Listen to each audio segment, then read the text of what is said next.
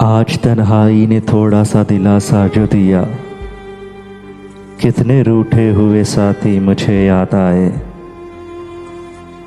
मौसमे वस्ल की किरणों का वो अंबूहे रवां, जिसके हमरा किसी ज़ोहरा जबी की टोली ऐसे उतरी थी कि जैसे कोई आयत उतरे।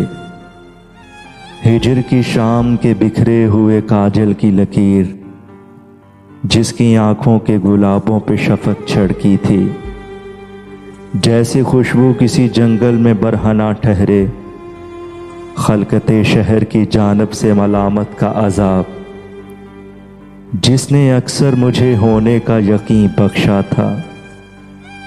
दस्ते आदा में वो खींचती हुई तोहमत की कमां, बारिशे संग में खुलती हुई तीरों की दुकान।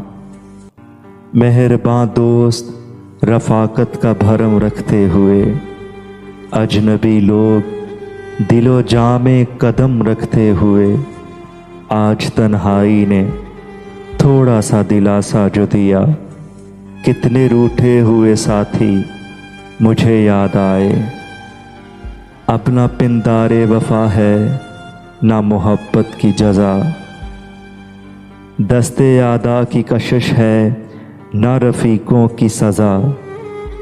तख्ताए दार ना मनसब ना अदालत की खलिश, अब तो एक चीख सी होंठों में दबी रहती है।